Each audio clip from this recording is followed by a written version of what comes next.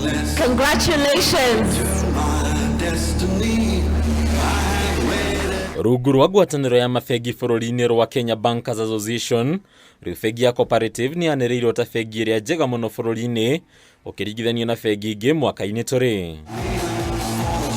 Kitaitano giki giathugundirwo niguo kurora uria mabengi marakinyaniria kuheana kigina kiiganu kuri ahuthiri yao na uria marathingatithia kwagirithia mikarire ya memba ukinyaniria tabarira cia gukuria utonga wa bururi undu umwe na kugitira maria maturigiceirie. KBA is proud to host its fourth Catalyst Award and is honored to have received 43 entries from progressive institutions that are seeking to display their leadership in integrating sustainability practices in their lending and business operations. The awards program seeks to celebrate banks that have demonstrated their leadership in embedding the sustainability agenda in their cooperation and lending activities, especially in their strategies and the operational programs. Bengi ino no irahotanire ngoga ya bengi iria thugundite njira cia mwanya cia gutungatira ahuthiri a bengi undu umwe na ngoga ya bengi iria iranyitiriire kimbeca na mbere nene ya kambuni nene. Each year when a bank works on the feedback they receive, they then put in a much better submission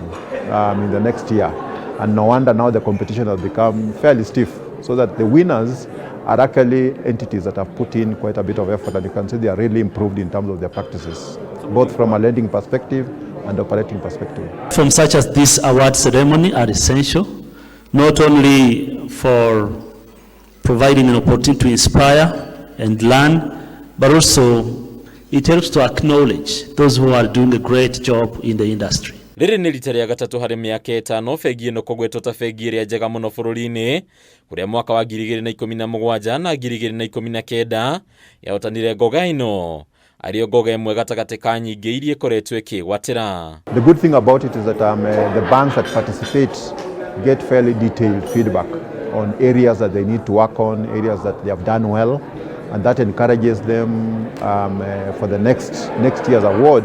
And you have seen improvement. It's encouraging to see as well that this platform of recognition gives us an opportunity to carefully contemplate on the strides made by financing institutions in orienting and reorienting their business models to encompass sustainable development. Hari mwaka uyu Cooperative no iraniriirwo ta namba 2 hari bengi iria ciateithiriria Kenya kwiyukiriria hindi ya king'uki gia COVID-19.